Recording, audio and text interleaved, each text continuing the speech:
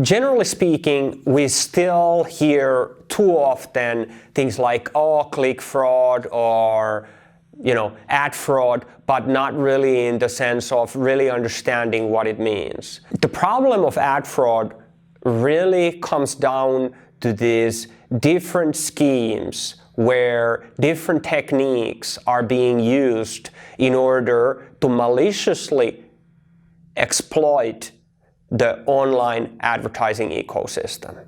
And within those means, there are so many different approaches. Those different approaches always focus on the same goal, which is to somehow have the advertisers' media budget to come to the actor, to the malicious actor. Now, of course, there are cases where that happens somehow indirectly. For example, if I was going to operate big botnets that I would then rent for the purpose of ad fraud, or if I was using them myself for my own sites, what I would do is that I would send traffic from those botnets to a lot of sites that have nothing to do with me. I would actually send maybe 99% of the traffic from my botnets to sites that have nothing to do with my own sites or my customers' sites.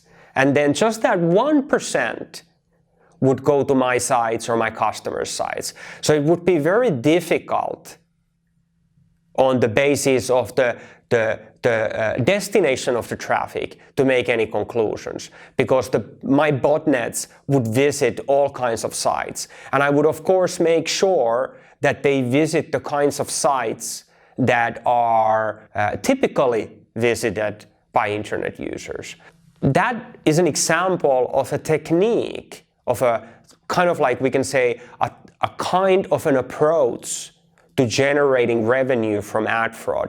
And it's not that important to know all those kinds of things.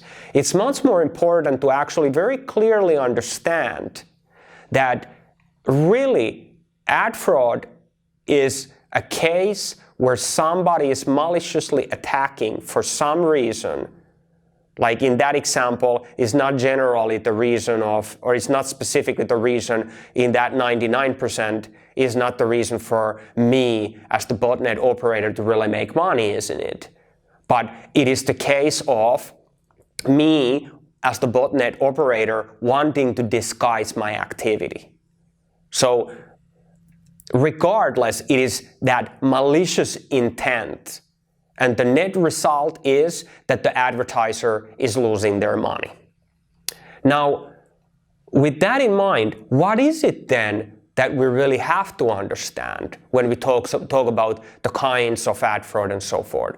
What we have to understand is that what are the general ways in which advertising fraud hurts our business?